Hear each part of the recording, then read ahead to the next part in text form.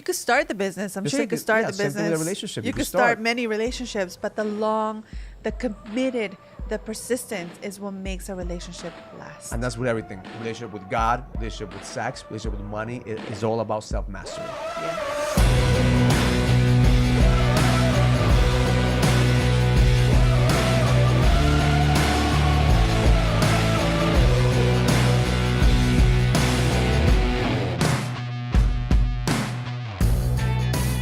Welcome to the God, Money, and Sex podcast. My name is Raul Villacis, and I'm here with my beautiful co-host, Vivian Villacis. Well, welcome to another episode of the God, Money, and Sex, where we talk about God, we talk about money, we talk about sex, because ultimately those are the three things, Three driving forces. that I think the driving forces of any, Yes. I want to say men's life, but I think it's men and women. I think that drives everyone, period. At some point or another, it is a drive. So one of the challenges that I see, I was talking to my clients this week because we just came out of a live event. We had a live event last week. We took a group of entrepreneurs, businessmen, and we took them all the way to the edge to find their code and their power. So guess what the number one challenge was in their lives? Let me just guess. Relationships. You know, it's funny because I'm a business coach. I'm a business entrepreneur, but I always find myself that I'm ending up in that relationship, coaching type of thing. And I think everyone needs a relationship coaching session at any given moment. All right. So especially men, like men, we don't invest enough in our relationships in order for us to know everything. I think the foundation too, as men, like we've been conditioned to figure things out on our own that we are afraid to ask for help. I think it's both men and women. We were just having this conversation with one of my friends this week. They don't teach us enough about relationships. Like, when we got married, we had like one brief class before we got married. And it was like everything condensed into this one class that this is what to expect. And then I don't think I ever saw that instructor ever again. And then, it's really up to us to learn along the ways. And most of the time we learn through pain. We learn through trials. We learn through like the unknowing. But yet do we very rarely take the time to grow and invest in our relationships. Remember when we were getting married, you and I decided to get married. Yeah. And they put us in like the church that we were going to, they actually gave us like marriage counseling, right? They did that too for us, yeah. And the marriage counseling, they gave us a book and we followed it. And I was actually like kind of like making sure that I fit all the boxes because I didn't want you to kind of change your mind. I'm like, I want to make sure that I pass this test. Well, and then for me it was like, oh my gosh, there was so much that goes into the relationship. I think most of them like scares the shit out of people. And then another idea too is like, okay, we have different coaching people that we're with, and then at the same time when we tell them what to do, things could be so simple, and then we come back week after week and then it was like, did you get that done? And we're like, no, I'm sorry, I didn't have no time. And I think it's because of priority. I mean, I the more I look into it, because I've been doing this for the past 4 years, looking at the patterns of businessmen. Yeah. Like the number one pattern is that we don't know how to like keep those relationships. I think a relationship is everything. I mean, relationships with our employees, relationships with our partners. I mean, everything comes down to a relationship. Yes. So the CEO as a leader of a company, like you have to become a master in relationships. Yes. If you don't become master in relationships, you're constantly going to be breaking the bonds and breaking the energy between employees, between partners. And so what's the one thing that you see, like talking to women right now who are married, what is the one complaint that they get about their husband? Because we've gotten some hate. We got some hate recently, so I want to shout out the people that are commenting on our videos. I love it because any attention is good attention. But recently we got some hate on some of the videos that we got in Facebook, and mostly come from women. Well, the thing is, like, we are here, and even though we get hate or we get love, I mean, we are here because we believe in marriage, and we have been married for almost 19 years. It's gonna be September. It's gonna be 19 years, and like if we are talking about it, it's because we've gone through our heartaches and our pain, and then we kind of like see a light at the end of the tunnel. So I think like if we're here, it's only because we're sharing what we've gone through. We're not saying like do this and it's gonna work. It's choices, it's time, it's commitment, it's persistence, it's all these things. It's energy. It's energy. It's and so much. And it's it's not so easy. amazing how people easy. are so addicted to drama. Yeah. Like they want to blame or they want to create that like drama. Like, no, it's only me. Or if my husband could change, if my husband was like you, then everything would be better. Or if my wife was like your wife, everything would be better. But it's not about changing that person. No. And I think that's like one of the one, I hear three things very often. The first one is, I want to change my marriage, but he won't change. And I give you some news. My answer, if you're trying to change the person, you're in the wrong relationship to begin with. And it's really difficult to do that. And then my thing is like, what it was for us in our relationship. It's like, believe me, I wanted to change you. I wanted you. I think we've talked about this before. Like there are so many ways that like I've tried to, like I asked you nicely. I was mad. I was angry. I yelled. I screamed. I wrote it. I texted. I emailed it. Like so many different ways. But then at the end, I realized it's like, if I want something to change, I need to start changing myself. And I think that was like the biggest change in our relationship is like, I was no longer putting all this effort and energy into making changes with you, but I started changing things that I wanted to change. That's one of the big things. Another one is appreciation. Like women feel so unappreciated when it comes to be in the relationships. And I know like I felt that too, especially being a full-time mom. And I chose that. Like I told you, I'm like, if we have kids, I want to stay home. And that's like a privilege for me to raise my kids and be able to like. But not everyone feels the same way. No, and that was my feeling. That's what I wanted to do. I wanted to stay home and I wanted to raise them and I wanted to be. I think raising kids is kind of like you don't get any checks saying, hey, you did a good job, or you don't get any awards. It's like, okay, they turn 18 and then they leave and that's it. You got to start all over again. Yeah. And then at the same time, like, as well, this is like a whole different conversation, but it's like, I really embrace a part of like being the mother figure, the wife and having my household, like just run like the way that I wanted to run it. And at the same time, like feel so in love with my job. But you didn't start it that way. No. So that's the thing. Like you started hating it. I felt unappreciated. I hated what you were doing because like I'm not bringing any value to the relationship. I'm not bringing like that's why a lot of women feel that way. I think, and it comes to us as men on making you feel appreciated. And that's what I could relate to that because I'm like, I know what you're saying because I did feel unappreciated. Like I wish I would have gotten more appreciation in my earlier years, but it's like, okay, what can I change? So it was like, it wasn't up to you, it wasn't up to my kids, I couldn't leave it up there. And what I talk about all the time, you have to have enough pain. You have to have enough pain. So the moment that you had enough pain, you said, okay, I'm not gonna blame Raul, I'm not gonna blame circumstances, I'm gonna start looking within myself to see what the challenges are. Right. And I think that's what, a lot of people who are commenting or people who just like, listen, this is not about like Raul or Vivian. This is not about like a perfect marriage. It's about, do you see the patterns that are happening in your life that you have enough pain to change them? Yeah. And one of the things that I found is there's 3 types of love. And this goes back to, I don't even know what book that I read or what can, like all of a sudden, we've like got through so many mentors, a lot of the things, and so many stuff, come to my mind, and then I could just create frames and trainings around it. And the other day I was just talking to my clients and I said, okay, there's 3 types of relationships, 3 types of love. Love number 1 is a relationship or the love that you want in your life because you need it. It's kind of like, I want this relationship because without you, I feel empty. Or without you, I'm not fulfilled. So I need you to love me in order for me to be a better man. So it's almost like from a place of scarcity. It's a place of neediness. Of being needy, yeah. And then that's the reason a lot of marriages don't have any more polarity and they lack sex because like the man becomes the guy, so, I need you to be here. Why can't you do this? And then the woman's no longer attracted to the man.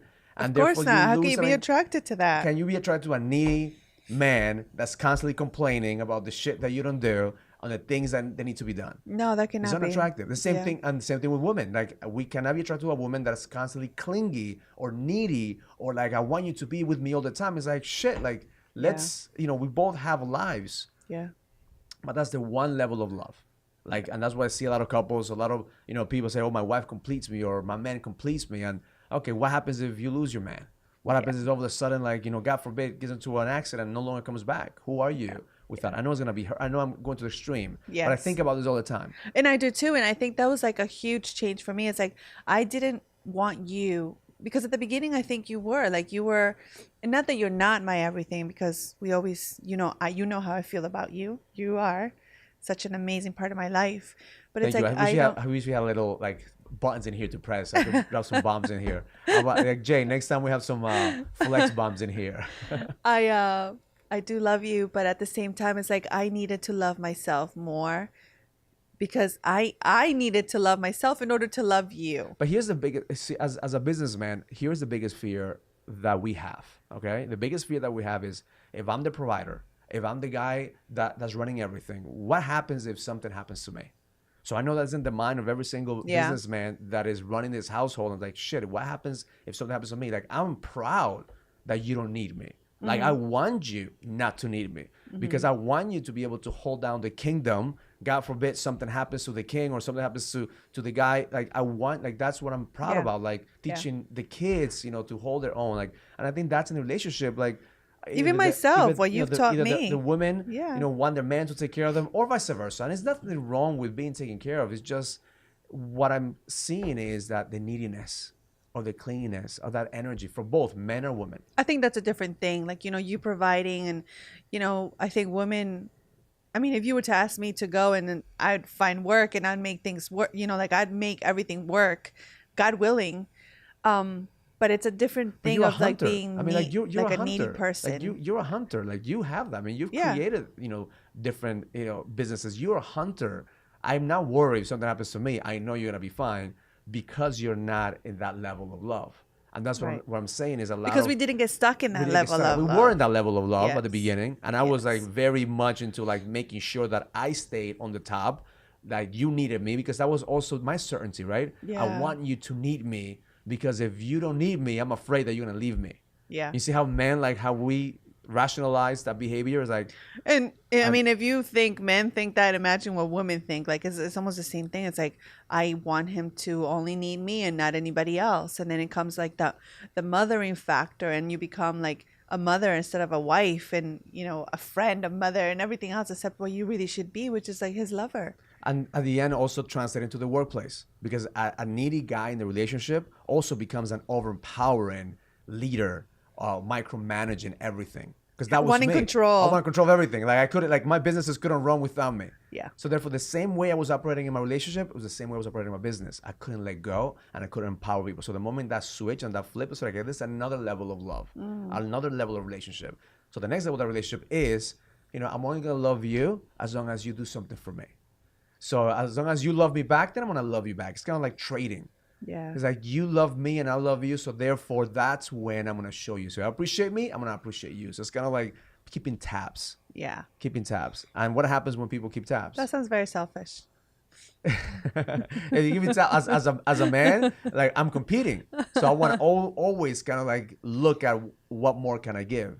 Yeah. But what we were saying before this conversation is like we always justify equalizing the giving.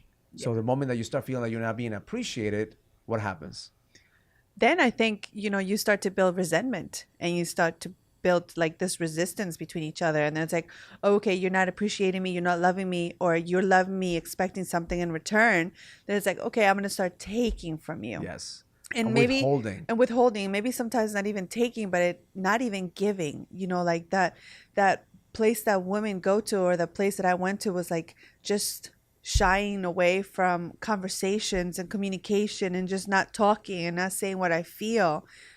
I'm taking that away from you. Like I'm going to make you feel and what's the number alone. One thing that women or married women or women in a relationship, what is the one thing that they have the power on that they take when they don't get their way? Oh yeah, sex. Like we withhold that so quickly. Like, okay, the reason I got into a relationship was so I could have sex more often, or I could have a partner that I could share with it. And the moment that you withhold that, then we feel like shit. We feel like we are not enough. We feel already like we're failing. We feel like, you create a block in here so we can't get in. So that's, and then we go to work and we create another block there, because now you withhold sex from us, and now we operate at work and we're withholding power, we're withholding money from our people in order for us to get that trading. It's like, I'm gonna pay you more as long as you do more. Yeah. Or I'm gonna, once you get to a certain level. So that's the relationship. And I remember you saying that one time to me, like when we were talking a while back, you said like, I need you to promise me this. And I thought you were gonna like say something like big and profound, but you're like, I want you to promise me that you won't withhold your sex because I don't want you to treat me like a toy. And to me that was huge. It's like, I didn't want to use my sexual power, my sexual being as something withholding, like And I as a think that, and that's tool. energy. I think, when it comes to sex, for men and women are different. Like Yeah. sex for men is like, that's part of us. Like that's, I mean, for Yeah. women too, but Yeah. it's different. And I think when a woman uses sex as a way to manipulate, it just forces the guy, to just go out and find it somewhere else, or find the energy Yeah. somewhere else. And that's the conversation you and I had. It's like, okay, whatever we're going through, just don't use that as a weapon. Yeah. Because I'm not a kid that you could withhold candy from. Yeah, but it was a huge weapon. But it becomes a huge is a weapon. weapon, and it's a weapon that we could use to manipulate, and it goes from both sides, And men it's and very women. destructive when you use it like that. Because I remember, like you intentionally know what you're doing, and then like you're And it's hurting the affection. I mean, you person. withholding affection. You put it this way: I'm not gonna love you Yeah, unless you love me back. So therefore, I'm not gonna show how much I appreciate. I'm not gonna show how much you mean to me because I don't get that back. So that's the yeah, second level of love. And that's where most people get stuck in. Either the selfish love, like what's in it for me, or I want you to complete me, or trading. or the trading love that, Yeah. as long as you do this, I'm gonna love you back. Yeah, The third love is that the love that's unconditional. It's like, okay, you know what? I'm gonna love you because I'm full. We were just talking about it, like people who live in abundance and they continue to give, and the reason that I want to be with you is not because I need you, but I want you. yeah. And there is no trading there. It's not keeping tabs. There is no competition. Yeah.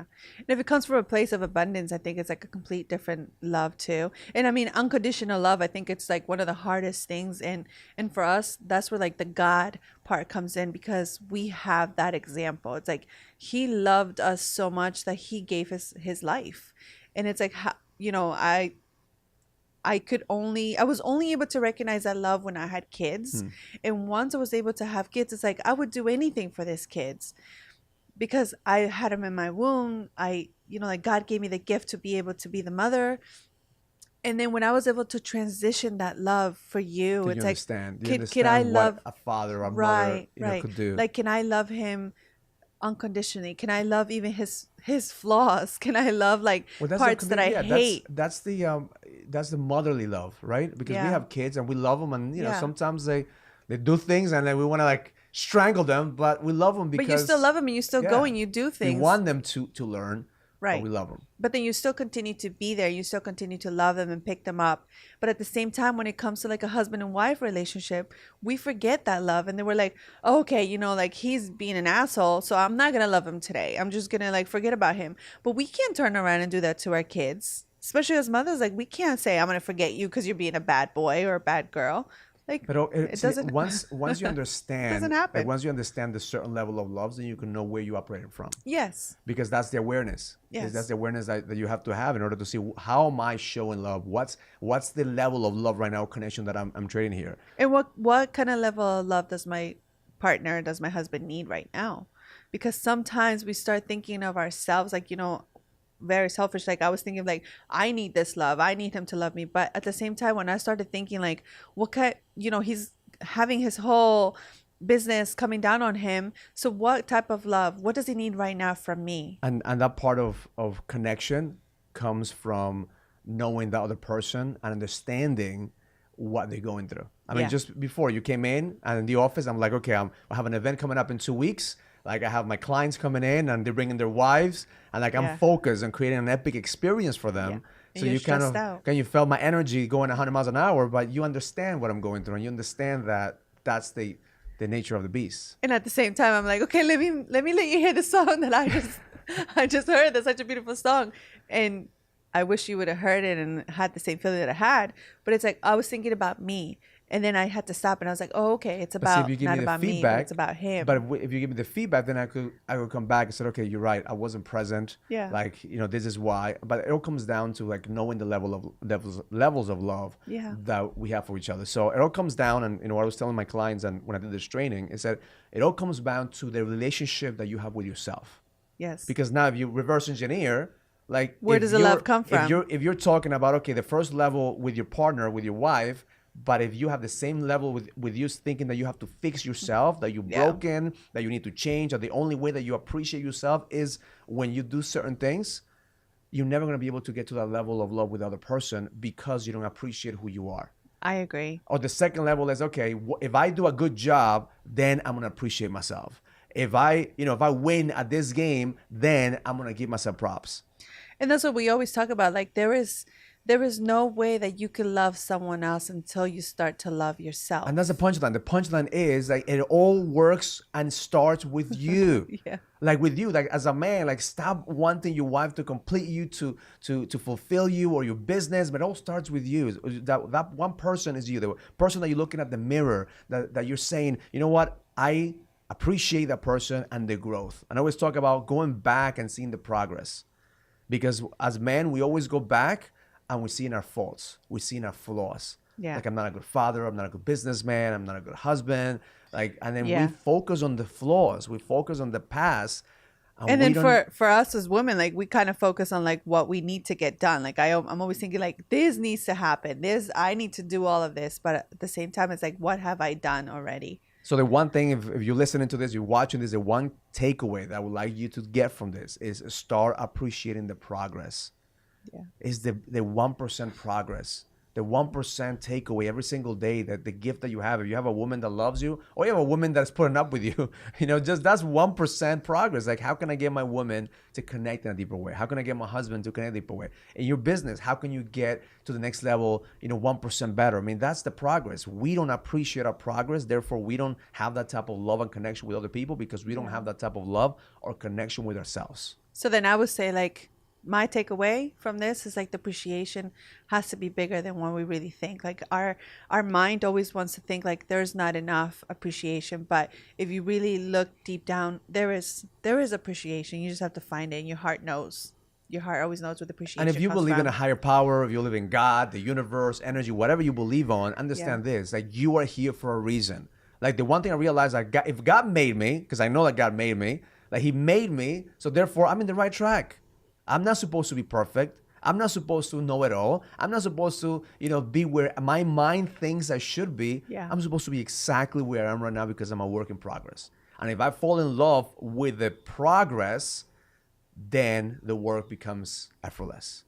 Because you love become in love with yourself. effortless because you know that you are supposed to go through this. Yeah. And in relationships, that we were supposed to go through the pain in order for us to find that connection. And we might go through more pain in order for us to find more deeper connections. Yeah. But we welcome the progress. And then also like what I always think is like, some people were saying some negative feedback or whatever. It's like, wouldn't you give a lifetime? Would you work a lifetime to have something beautiful at the end, even if it was just a glimpse of what it could be? And that's how it's been for us. And that's with mastery. Like I'm we've committed, never stopped. I'm committed to mastery. We've and then never one of the things stopped. that I constantly talk about with my clients is don't look for the short term, 6 months, 1 year. Like a business cannot, I mean, nowadays you could create a business like within 6 months or 3 but you months, still have but to it's not work gonna it be for a long period of Yeah, it's not gonna time. be a sustainable Yeah. business unless you put in the work. You could start the business. I'm Just sure you like could the- start yeah, the same thing with a business. relationship. You You could could start start. many relationships, but the committed, the persistence is what makes a relationship last. And that's with everything. Relationship with God, relationship with sex, relationship with money. It is all about self-mastery. Yeah. So that's it. We hope you enjoyed this video. I Yeah. hope you enjoyed this podcast. Yeah. Just comment, subscribe, follow us everywhere except the bedroom. Until next time, learn it, Live it, experience it, love life.